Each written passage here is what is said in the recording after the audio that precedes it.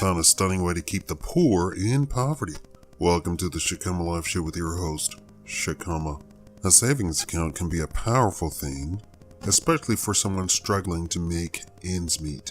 A little extra money on the side, even the tiniest of sums, can be a life-preserving cushion in the case of an unexpected injury, illness, or sudden unemployment.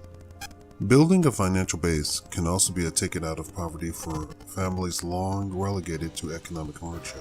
In Maine, though, the governor has fired up a debate about whether an individual can have a bit of money in the bank and still need governmental assistance. Starting as early as November 1, Maine is going to limit the financial assets of welfare recipients, effectively discouraging them from saving money. The state will place a $5,000 cap on the savings or other assets of residents enrolled in the Supplemental Nutrition Assistance Program, SNAP.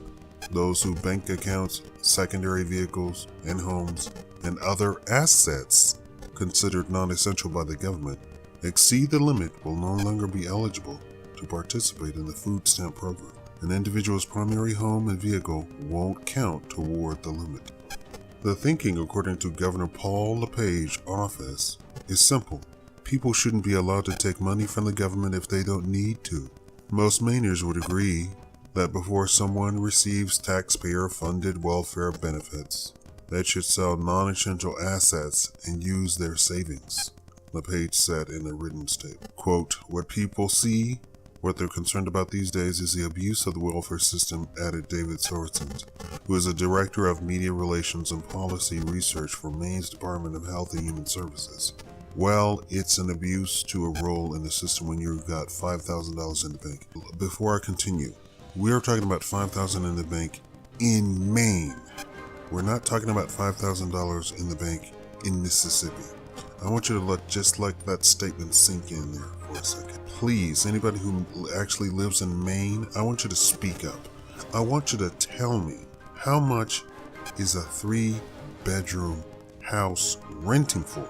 3-bedroom apartment renting for in the cities in Maine. Now, so we're talking about cities. We're not talking about suburbs. We're talking about cities.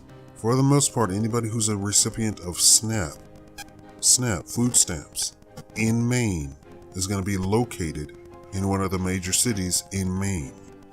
I want you to put everything into perspective. And I want you to then tell me if something went wrong in your family in Maine. What would $5,000 do? What would $10,000? What would $20,000 do in the bank? How much of a cushion is $5,000 in the bank in Maine? What is rent? What is a mortgage? I don't know if you can have a mortgage in the cities in Maine. I know nothing about Maine. But the unintended consequences of asset tests, like the one soon to be implemented in Maine, can be crippling, according to a growing pool of people who oppose such requirements. They argue that impoverished Americans hoping to break from the cycle of poverty are instead further bound by it. Many in Maine struggling to make ends meet will no longer put up money aside, since doing so could jeopardize their ability to eat. Quote, "There's a reason most states have moved away from asset tests," said Ezra Levine, who is the Associate Director of the Corporation for Enterprise Development, a nonprofit organization that fights poverty. Levine specializes in tax and asset building policies and is highly critical of Lepage's plan. Quote, "The tests are counterproductive. They don't help people become self-sufficient, they actually do just the opposite." Up until 1996, federal assistance programs were more preoccupied with providing indefinite income support than lifting families out of poverty. That year, President Clinton signed the Personal Responsibility and Work Opportunity Reconciliation Act, which effectively flipped the goal around. I want you to listen to that. Up until 1996, federal assistance programs were more preoccupied with providing indefinite income support than lifting families out of poverty. That year, President Clinton signed the Personal Responsibility and Work Opportunity Reconciliation Act, which effectively flipped the goal around. But many quirks about the program, including their reliance on asset tests, weren't reconsidered, along with their central purpose. Today, asset tests have become unpopular. Increasingly, they have been viewed as inhibitors to self-sufficiency. People need to build a safety net in the form of savings or assets before they can transition away from government aid. Only a handful of states, including Michigan, Wyoming, and Virginia, still require that food stamp recipients pass such exams. The rest, 36 in all, have chosen to drop them in recent years. Most recently, Pennsylvania shed the practice. Levine is not alone in his disapproval of Maine's government plan. Amy Fried, who teaches political science at the University of Maine, penned an opinion piece for local newspaper Bangor Daily News on Tuesday, detailing how the policy will hurt low-income students hoping to save for college. Rachel Black, who is a senior policy analyst for New America, a Washington, D.C. based think tank, told the Portland Press Herald last month that the legislation is antithetical to the idea of promoting self-sufficiency. Perhaps the most poignant criticism comes from an investigation published in 2013 by the Deseret News. The piece chronicles the struggle of Melissa and Jimmy, a couple living on food stamps. They saved money to wean themselves off the program, but were forced off too soon thanks to asset limits. They had no choice but to spend some of their savings so they could afford to eat. Quote, "It felt like a non-win situation," Melissa told the Deseret News. "We were being forced to choose between what is good for our family in the long term and what our kids need right now." Sorensen acknowledges that the forthcoming legislation has met ample disapproval. He says the governor's office expects the criticism to grow louder as the mechanisms are implemented, but he believes the governor's plan is more careful than many realize. Quote, "We're not penalizing anyone for having an IRA account or a 401k, he said. "We don't include personal items either, as some people have suggested. The truth is that we're not actually being very strict about this." Before I continue, specifically speaking to the notion of the food stamp program in general, do you all know where the food stamp money comes from? It comes from the Farm Bill. And when you say the word farm, everybody still thinks green acres. They still think of Ma and Pa waking up at 4 o'clock in the morning with their 3 sons going out and milking cows or grabbing a hoe or a rake and tending to their farm. No, the actual Farm Bill and farmers of the United States now are big, huge, giant corporations, and they're giant corporations with thousands of acres of land, and they're a bunch of GMO freaks. So I don't want you to get any sort of idea that we're talking about, these people that get $100 a month for food stamps are really bilking the system. Put that out of your mind. You need to grow a brain and understand what's really going on. Let's continue. Sorensen points out that the fact that the USDA's default limit for bank accounts is $2,250, less than half the cap that will be implemented in Maine, has evidence of the program's leniency, though the default limit is neither binding nor adhere to many states anymore. He also notes that it only applies to people without dependents, i.e. children. But that's less generous than it sounds, says Levine. Just because someone doesn't have officially registered dependents doesn't mean that aren't people who depend on them, he said. Currently, a household of 1 can earn no more than $1,276 of gross income per month in order to receive food stamps. That same household can qualify for up to $194 a month or fewer than $7 per day as part of SNAP, according to the Department of Agriculture. Let's rewind.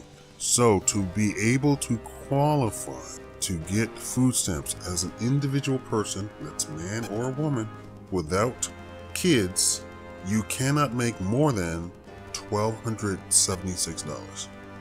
Now, for all you people from Maine listening to this, I want you to tell me, what can you rent? What kind of lifestyle can you have with an income of $1,276? Now, here in Las Vegas, you can get in the poorest, very dangerous sections of Las Vegas, you can get down to just under $700 a month to rent a place of your own, and that's just rent. That's not talking about electricity, gas, sewer, water, trash, and not to mention cable TV, which now you have to have to even get regular TV. I want you to tell me how far are we talking about somebody who is making $1,200 or $1,300 a month? Are they not poor?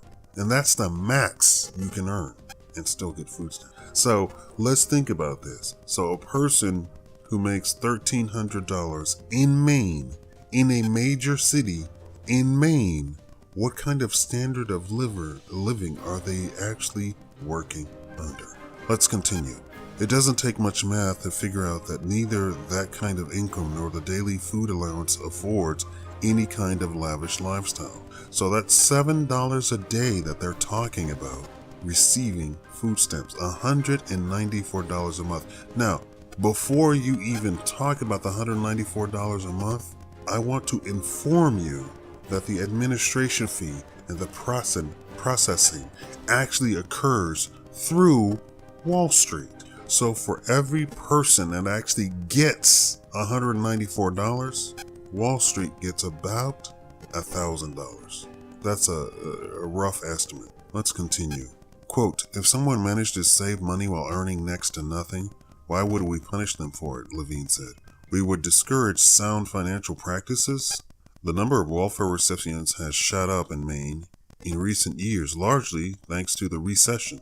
But there is little evidence to suggest there is rampant abuse of the system. Let me stop right there.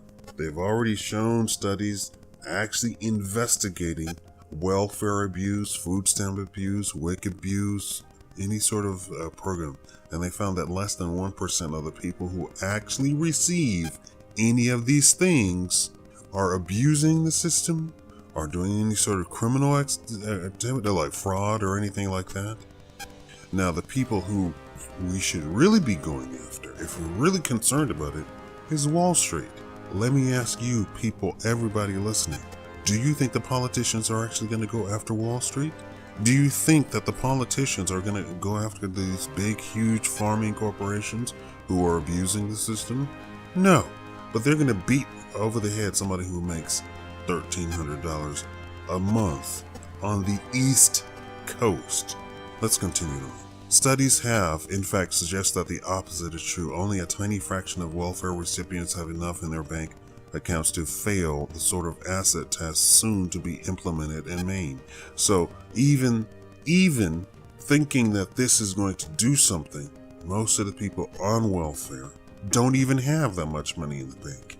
That's why they're on welfare. That's why they're on food stamps, is because they do not have sound financial education to continue living their life. That's why they had to apply for government assistance. So this entire thing is a red herring to get this governor re-elected in the future, or any of the people supporting the bill re-elected in the future, because they took a hard stance on food stamp fraud.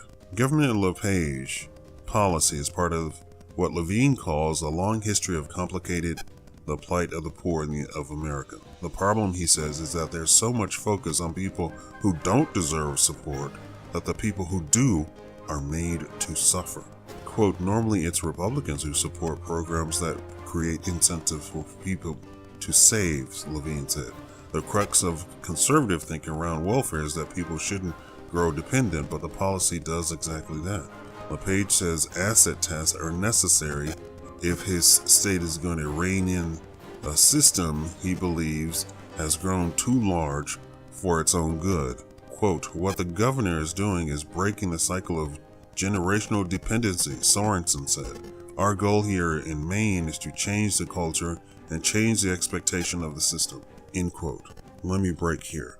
Mr. Sorensen, you're an idiot. You don't break generational dependency by forbidding people from saving money. That is the exact opposite effect. If somebody has the wherewithal to actually save money to the tune of that they can actually have such a large nest egg that they can weather any sort of storm, and now we have banks trying to charge you for saving money with negative interest rates in banks.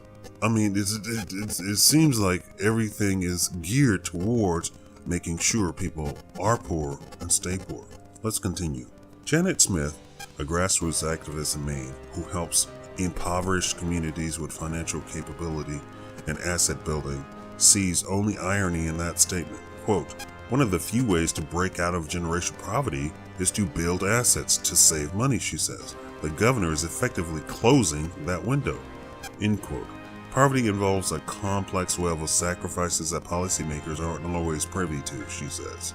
To demonstrate that disconnect, Smith tells the story of a man she once worked with who couldn't afford to live on a street that was regularly plowed during the winters, which are long in Maine. Each day, he was forced to use a beat-up snowmobile to get from his home to his car, an unconventional but necessary step.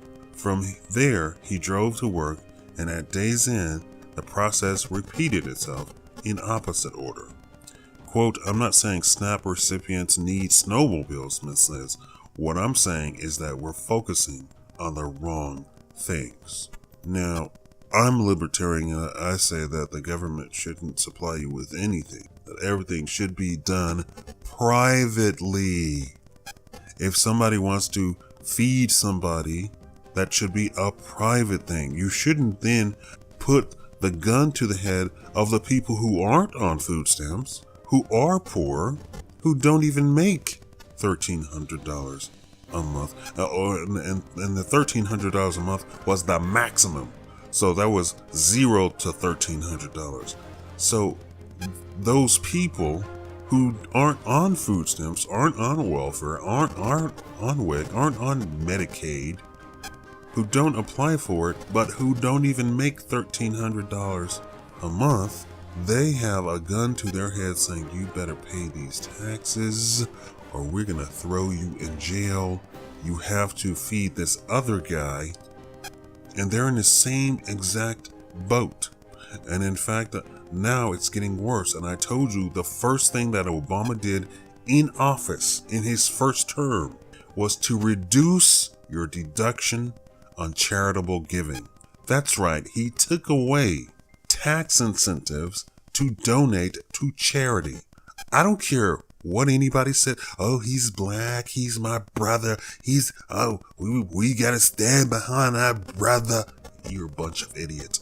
That tells me right there, his first act as president, that he is a vile, evil man. And any of you who are following him will follow him to hell if you're so inclined. Thank you for watching the Shakaama Live Show.